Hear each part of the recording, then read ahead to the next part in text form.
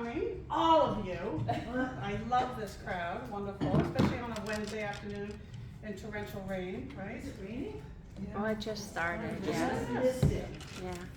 Hopefully I'll wash my car tonight, so Oh, there you one less go. things for me to do. So my name is Virginia Todd. I work at Leading Edge, and I'm just a local realtor here. I mostly work with clients in the North Shore area.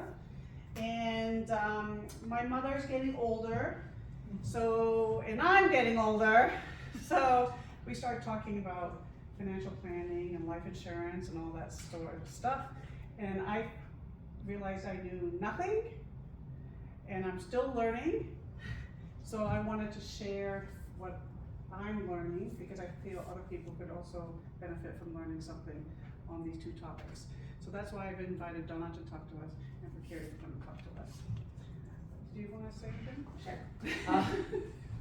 Yeah, so how this all started is, my name is Kaisa Lovell from Cross Country Mortgage, and I'm a residential mortgage lender. And we got together having the idea that we should have a series of different things that affect us as women and as homeowners. So our first thing was on decluttering. So if you're gonna sell your house or downsize, what do you do with all your stuff? So we did that a couple weeks, and we had a great turnover. And then we thought, well, what are we gonna, we also wanna think about our financial health, and that's why we thought about the financial planning and what to do about estates. So, but I handle the finance portion if you're gonna buy or sell your house, move on. So if you have any questions, Cross Country Mortgage, here to answer them. But I just want to thank our two speakers today, and Kristen also, that is helping us too. So feel free, this is a smaller group, so if you have questions, we just encourage you to ask them. So, thank you. Question already. Yeah. What was the last session you did? What you did? We did, it was called Decluttering Your Home. We had a professional organizer. We did tape it, but she had a lot of ideas, and that was April 28th. 28th, yes. And we had an antique person come, because a lot of us think our antiques are worth something, and they're actually not. Which was a little disappointing for myself. But yes. the antique guy was pretty, everything that's in a drawer that's old that you think is nothing actually sometimes has value, whether it's, that passed down silver or little antique toys. So he goes to a home and he looks at that. And then we had somebody that was called Junk Baby that comes in, if you want to get rid of your stuff, how to do that. And then But not necessarily in a bad way. Like sometimes we think of junk, in the dumpster and never to be seen again, but sometimes they try to recycle it. So if you're throwing away furniture, they actually pass it on. yes. So they also do a recycle reuse also as their premise. So approach. So that was it. And then our last one is going to be June 7th. Yeah. And that's going to be about the home financing and the home selling process.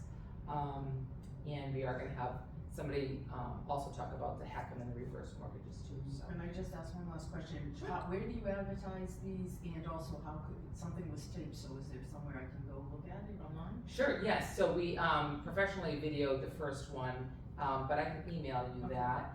I just got it back from the video person, so I'll forward it. Yeah. Yeah. And but we put it on all social media through Reading Patch, Okay.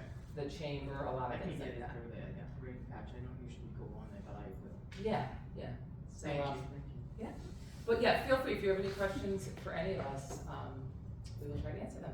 So my pleasure to introduce Donna, who's gonna take away the show. Take away the show. Excellent. Retirement planning, as you probably know, is such a huge topic. And so I'm gonna just hit a couple of issues, and then I'll just kind of leave it open for conversation and questions. Obviously, we don't want to get too deep in the weeds. If you have personal things, I can always meet with you later. There won't be a cost if we have a meeting afterwards. Please don't let that be a barrier to reaching out to me.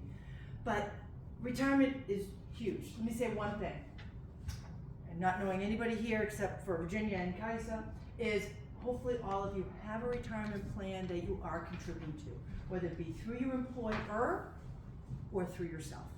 That is critical number one, right? Because retirement used to be a three-legged stool back in the day. The three-legged stool was Social Security, pension. What are those? What is that? What is that? Unless you're a firefighter, teacher, police officer, and the very few private pensions, that three-legged stool is much shorter. So our stool is wobbling. right? And then it's your own savings. That's always been happening throughout the life of retirement savings. So that three-legged stool is now a stool on two legs for most people.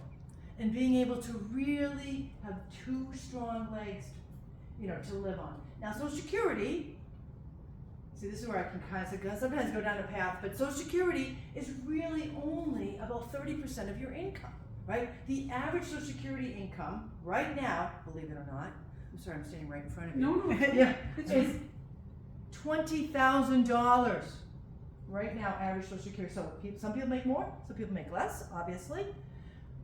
Who can live off $20,000? Not many people, right? So that is why, back to my initial point, please make sure that you are taking full advantage of your retirement plan at work, if you have one, or if not, you can have one on your own, right? As long as you're working, that's the key. Sometimes there's a little trick to that, but it does have to be income in order to contribute. And there's a lot of amounts you can contribute and that kind of thing, but that's number one. Part-time or full-time? Part-time or full-time, excellent. And the other thing is, never too early to start. I encourage my clients' kids, open a Roth IRA tomorrow. If they're working at the ice cream barn down the street, you better believe you're contributing to that Roth IRA. Now, sometimes I have to twist the parents' arms a little bit, but I always say, I guarantee you, and I never use that word guarantee because I'm not allowed to as a financial advisor, but I do guarantee that the kids will love us when we're long dead and gone, if they have a Roth IRA, right? And just quick difference, Roth IRA is after tax, right? Most retirement plans are pre-tax. Roths are after tax. So the benefit of the Roth, any gains on a Roth IRA, never taxed. So you imagine opening a Roth IRA at age 22 and you retire at age 62, you got 40 years of gains, no taxable event. Huge. Secure Act, which just came into play this year in 2022, has made some changes to retirement planning. And again, I won't go into too many details, but a couple of really nice ones, I believe are nice, and most people believe are nice, is we can now, all retirement plans, you have to start taking them at a certain age. The Secure Act has extended that age out a little bit. So literally, I have some clients who need the money as soon as they retire at age 62, and they can take it, no problem, all taxable though, right? But those clients who, don't need as much money in retirement, want to hold off as long as they can on pulling that retirement, now they have longer time to pull it out. Because remember, every dollar is taxed. So, a little acronym I always use with retirement. I call it LIVIT. L-I-V-I-T. Oh, yes. Question on the provisions that you just mentioned. Yes, and the Secure Act. Will they sunset or are those permanent? Oh, look at this woman, sunsetting, she knows the language. Actually, these are permanent. Now, legislation changes, right? Yeah. But they are not sunsetting. That's good. We do have a sunsetting happening very soon, actually, that's why it's interesting you're bringing that term up. Yes, That's my space. perfect. Sunsetting in 2025. Perfect, she's Okay. gonna talk Right. about it. Okay, great. So, perfect, because I was gonna highlight some things, but if you're gonna take it, Carrie, you go. So I'll let her do that. But this particular act is not sunsetting, it's not in that. But legislation changes, things change, could change, but right now it's great. The other nice benefit with the Secure Act that happened was, and this is not really retirement planning, but there is some overlap and you'll hear why. A lot of clients talk about 529s, which are college savings plans, or a lot of grandparents talk about 529s. Really beneficial, is a nice way to save for college. This year, starting this year, with 529s, if they're not used, right, because that was always like, what if, what if they don't go to college, what if they get amazing scholarships, what if they become this unbelievable NCAA swimmer and they get a full scholarship, right? For starting this year going forward, a certain amount of the certain amount of the 529 can be turned into a Roth for that beneficiary. Huge. Does that mean, when does it get taxed? Doesn't. Does not. No. So if I have a Because- 529 and Yeah. I becomes a Roth, it just goes into the Roth. Right, because remember, 529 contributions have already been taxed going in. Okay. So, all right, so they've already been taxed.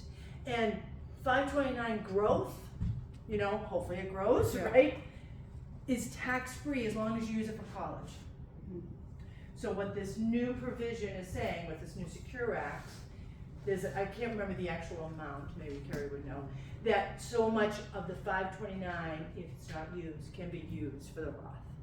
That's big, that's a plus. And so that's why I bridged it, because obviously that's a little bit of retirement planning at a much younger age. So, I'm just gonna go into my little acronym I mentioned. LIVIT, L-I-V-I-T, so kind of a little play on words there. These are the 5 things that really impact retirement. LIVIT, okay? L, longevity. No one knows how long they're gonna live, right? And right now, I am doing financial plans for my clients, holistic planning. Unless they tell me otherwise, I'm aging them out at 95 to 100. Right? Unless they tell me otherwise. So I'm saying, you're gonna live a long, healthy life. Or how about this? A long life. I can't guarantee health, I can't guarantee longevity, but at least for my planning, I'm making it 95. So that's the L in the living. I, inflation. Boy, oh boy, when I used to talk about Live It a couple of years ago, people were like, what? Inflation? Huh? Who? Now everybody knows about inflation, right? High inflation June of 2022 is at 9.4%. We're down to about 5 now, okay? Historically, inflation's been between 2 and 3%. So that's why people are just like, huh? Inflation? Now it's a real issue. And you can imagine, we all see it, getting gas, getting food, and that, you have to think about that. We all know when we talk to our own parents what things cost, you know, what they cost now and what we'll be saying when we're old and retiring. Like, remember when things cost this? So longevity, inflation, the V, volatility. Volatility of the market. Again, a few years ago I'd have the conversation about the V, people were like, my 401k is doing great, right? Because we really didn't see, believe it or not, we did have some volatility, it was just was short-lived. Well, now we've been living through, except for 2022, 2023, we've had a good start for 2023, honestly. Yeah, But- we could just wait a week. Yeah, I know, wait a week, exactly. Or 2022, when for the third time in history, in the market's history, both stocks and bonds were down. That's not supposed to happen, right? Everyone talks about there's supposed to be a yin and a yang, right? Stocks are up, bonds are down, vice versa. Third time in history, both down, 2022. Nobody's plan was doing good. Now, first time ever in history, we're now in the second year bonds are down 2 years in a row. It's never happened. So, hence the V in volatility. Because, you know, ideally, obviously, you want your investment to grow. And it does grow. There's just gonna be bumps along the way.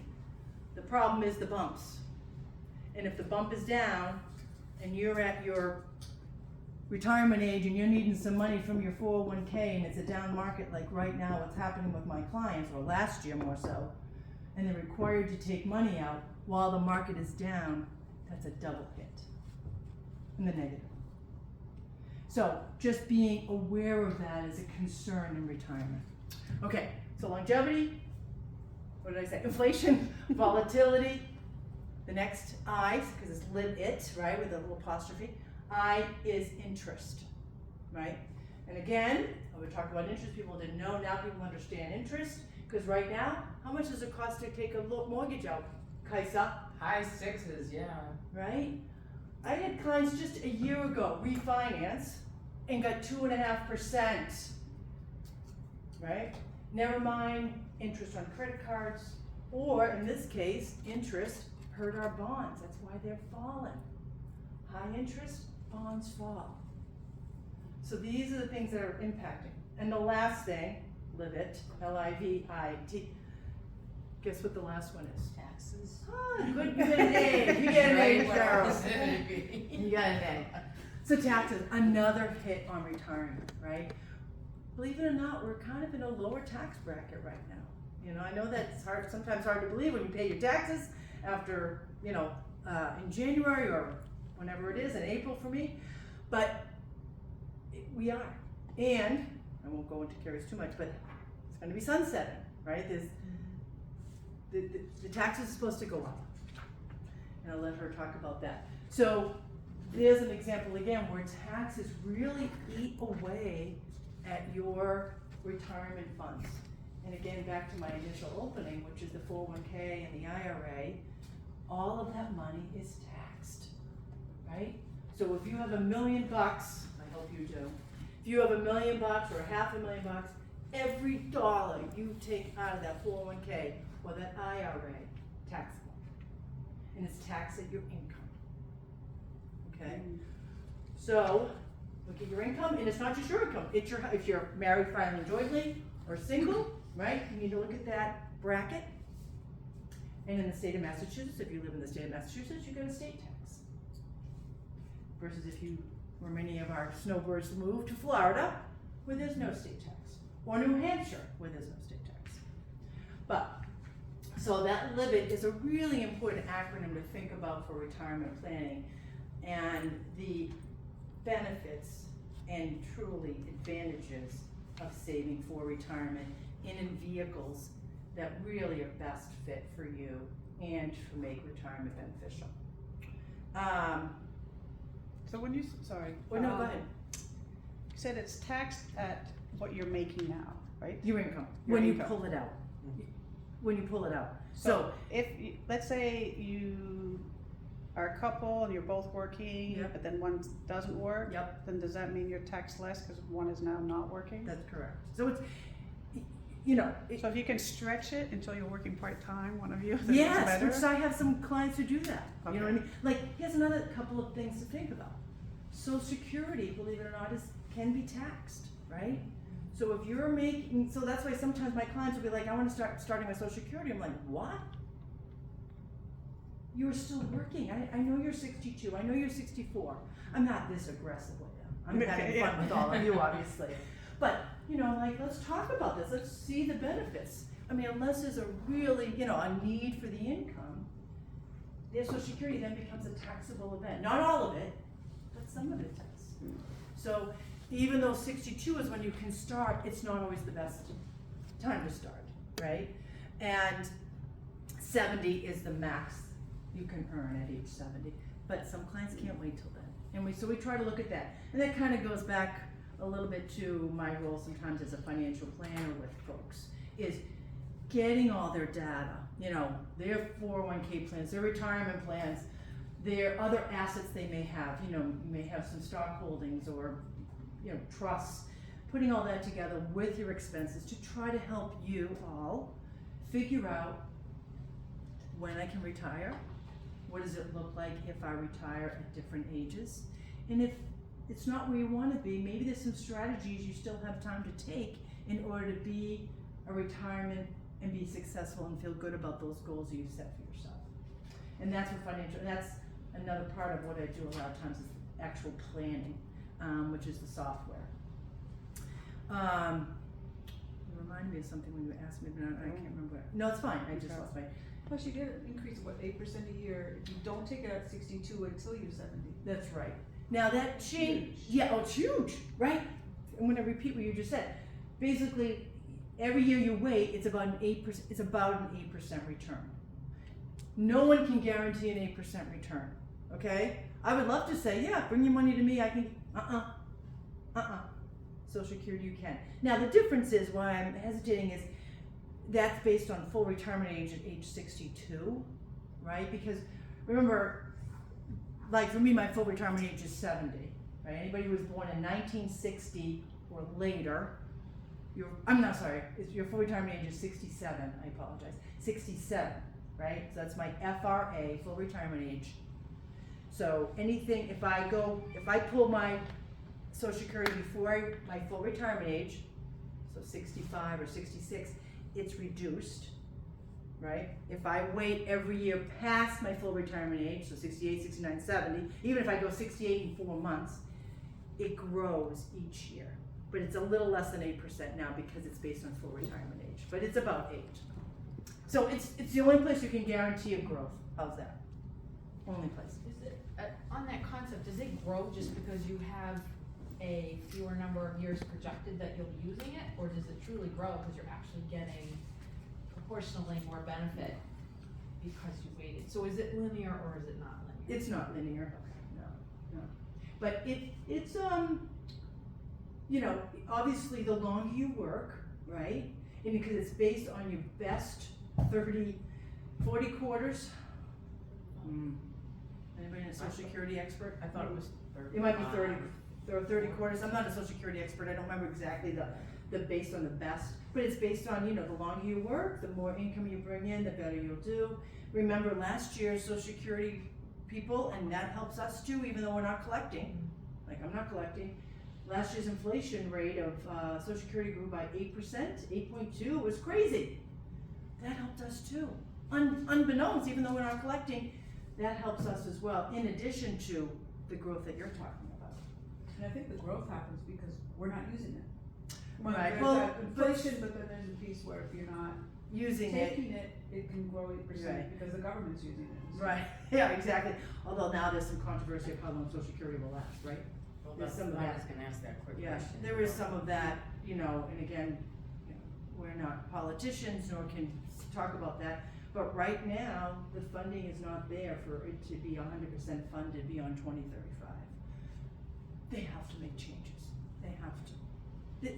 Remember that three-legged stool? We're already on 2 legs. What are we gonna do, 1 leg?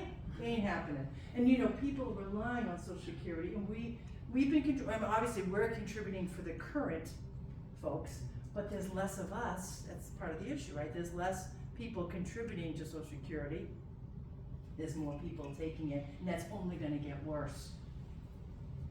So, I think I'll close it, cause I'm kind of watching my time a little bit. I'll close it at that, and I know that we'll leave some room for Q&A, and, Yeah. so Good thank you. questions why I set this up. Yep. So when you, tell us more about how you act as a financial planner. How I act as a financial planner, so a variety of different things. I manage money, that's one. I do insurance. I do actual financial planning where they just give me all their data, and I have some software, and we look at the analytics of how that software is gonna work and the projections of success, and then I provide a report. I feel like, I know there's a 4th thing I do too, but isn't that terrible? Life insurance. When I talk about life insurance, insurance, investing, planning. We'll come back to You're it. gonna scare my daughter when it comes to college. And Yeah, oh yeah, yeah, 529s, not yeah, that stuck kind of with thing. So huge that's, bill afterwards. yeah. So we're gonna welcome Carrie, and I love the name of the law firm. I know. Danger Law. That's fabulous. And you just press, okay, I actually did down. I thought it scared people before they even. Exactly. We're just easy to remember. I think so. So we're just here to talk about the basics, because I too could go down many rabbit holes. And because I'm a lawyer and because there's a camera, this is not legal advice. Okay. Thank you. So, and then hopefully we'll correct some misunderstandings, because there are a lot of them. Starting with this one. I say I'm an estate planning attorney, I lose half the room right away. Because people think this is who I work with. And people think you have to have this to have an estate. Terrible way, it's dusty, moldy, it's terrible. Sorry, I'm late. So, who's got some of this? That looks pretty normal. You have an estate. Whoop. So yes, you need to do something with it. So really, what is it? It's instructions. So how many people have worked in an office? Okay. How many people have written an out-of-office memo so that your coworkers are speaking to you when you get back from a vacation because you told them about everything that might possibly happen and how to deal with it? That's all this is. You're just gonna do it for yourself. You do it for your coworkers multiple times a year. You spend days doing this. We're just gonna do it for ourselves. That's all this is. It's also not one and done. So you're not doing this once forever. You're doing this right now based on your current circumstances. Let's look out, depending if we're dealing with young kids, older kids, adult children, whatever, 5, 10, 15 years. It's just, again, get started. An imperfect something is better than a perfect nothing. And pretty much, I'd say 96% of what I work with my clients on can be changed. So you haven't locked yourself into anything. So what is estate plan? It's an out of office memo. What are the components? Adult permission slips, sets of instructions, privacy, and control. This is the big one. So especially with insurance policies, those are some big numbers. We're talking minimally $500,000, generally upwards of $1 million. Do we want to give a financially immature person $500,000? Usually no. So it's just simply about putting control mechanisms in place so that your hard-earned assets end up in the right hands at the right time. So what are in these things? So here are our permission slips. Powers of attorney is the financial permission slip. The healthcare proxy is the medical permission slip. The will is for probate assets. And we'll talk about what those are. And revocable trusts, believe it or not, do apply to most of us. This is a way to avoid probate. So probate, what is probate? Probate is not evil. Everybody says probate is evil. Probate is not evil. It is tiresome, it is long, and it is expensive. It's also public. So any asset that is held in a singular pronoun, so owned by just I or me, is a probate asset. Any asset that is owned by a we is not a probate asset. Any asset that is owned by a trust is not a probate asset. So all the will does is handle the probate assets.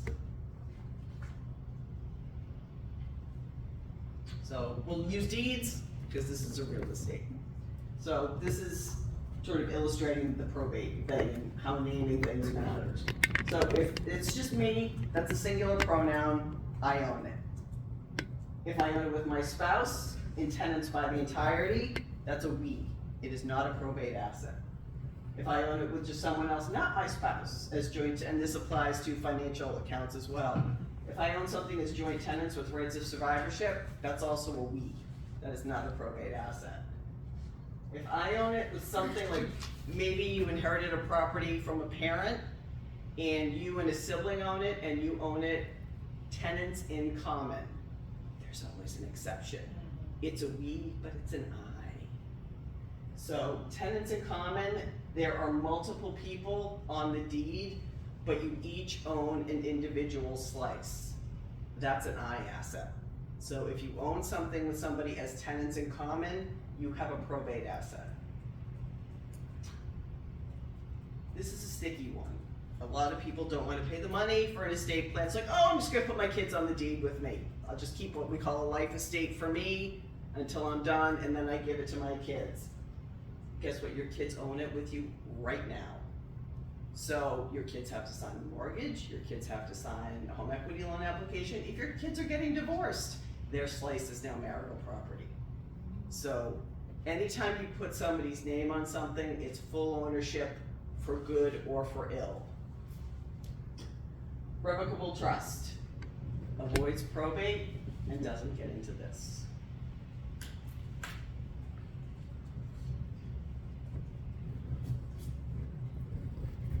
So the numbers, the sun sets. So right now, we live in a state, one of two states, where if we die with $1,001 on our ledger, we are subject to an estate tax on all of it. It runs for most of us between 5 and 8%. If you're married, you can do some wild and wonderful things to avoid and defer, which I'm happy to talk to someone about. Calculations are complicated. If you have a house in New Hampshire or another state outside of Massachusetts, property real estate only, it is not included. So this is Massachusetts property, including real estate and financial assets only. Very important to keep in touch with your CPA and your financial advisor. How you pay this matters. If you have a pre-tax retirement account and real estate, and that's all you've got, and you have to come up with $55,000 to pay an estate tax. If you're talking about a pre-tax retirement account, you're gonna be liquidating $75,000 to net 55. And are you gonna do that in a down market? Maybe. If all you have is real estate, are you gonna have to sell the real estate to pay the tax bill? So, life insurance is a great way to just, if you'll pardon me, it's very inartful, have a lump of money that is not market sensitive, it is not tax sensitive, and it is there to pay the bills. So life insurance does any number of wonderful things in a plan. So here's the sunsetting numbers. Right now, we don't get hit with a federal estate tax. She's so pushy. Unless we each have $12.92 million to our name. So I hope you have that problem someday. Most of us won't. So for a couple, we're at like $26 million per couple. Good luck. Right now, that number is due to sunset December 31st, 2025. We don't know what's gonna happen. It could go back to what it was before, which was $5 million indexed for inflation, so around $6 million per person. Still generally not a problem for most of us, but it's a much different number than 13. So again, we don't know what's going to happen, but December 31st, 2025, this number may be halved.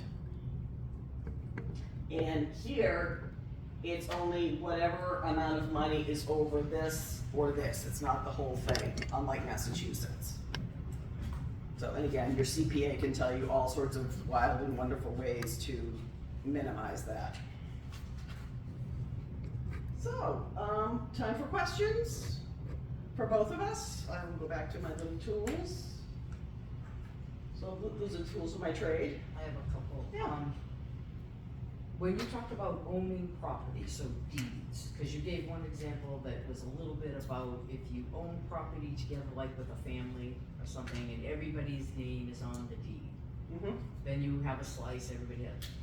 What if you have property that was inherited by siblings? All the names are not on the deed. I'm not sure I understand Well, what that means. What if you never did anything to change the deed and the name that's on the deed? Is it possible it could still be under the deceased name? Happens a lot. By operation of law, the deed goes to whoever is downstream. So even if the actual deed is never corrected, behind the scenes, it looks like one of these things. So downstream meaning it would be like, When somebody goes to sell it, it's gonna have to get changed into something up here. so if it still looks like it's the executor, and the executrix ends up getting all the paperwork and the taxes, bills and what have you, I mean, you just prove that it's yours, it was your mother's or father's property, kind of thing, right? If the deed still has the deceased name on it. You'd have to go through a new deed exercise. At the time you wanna sell. You're right, right. Well, my question, so if you want to sell the property, all names on the deed have to agree? Yep. One part, if one part not agree, you cannot sell. Correct. Okay, so but after you pay off the mortgage, both husband and wife, no matter who pays the mortgage, both Okay, names will be on there? we've got a different set. I thought you were talking about the family situation. Are you talking about a marriage? No, I'm talking about Okay. the name on the deed, was automatically there or not? After you pay off the I'm gonna give you the worst legal answer in the world. It depends. Oh. So I would need to know, what does it look like up here? Oh. Which of these things applies? Well, right now we're still paying mortgage, we don't know, we don't have the deed yet, right? Cause you have to, after you finish mortgage, you can get the title of the house. No, you get the deed as soon as you buy it. Oh, so you can, but right now we don't own, the back on the. You own it. If your name is on the deed, you own it. But we don't have deed, we pay mortgage, we don't have any You deed. still have a deed. A mortgage is a financial piece of paper like a credit card statement. Yeah, There is a deed out there with your name on it, if you're the one paying the mortgage. So you do own the house, you just don't own 100% of the house. Well, only my husband's on the mortgage rate. My husband, only my, Again, mortgage is the financial thing, the deed is the ownership. only, we don't have that. You do, yeah, what I'm saying is, you can't have a mortgage without a deed. So there is a deed somewhere with somebody's name on it. Oh, so we have to, if I don't have it, I can apply to get a copy? If I don't have it, I'm happy.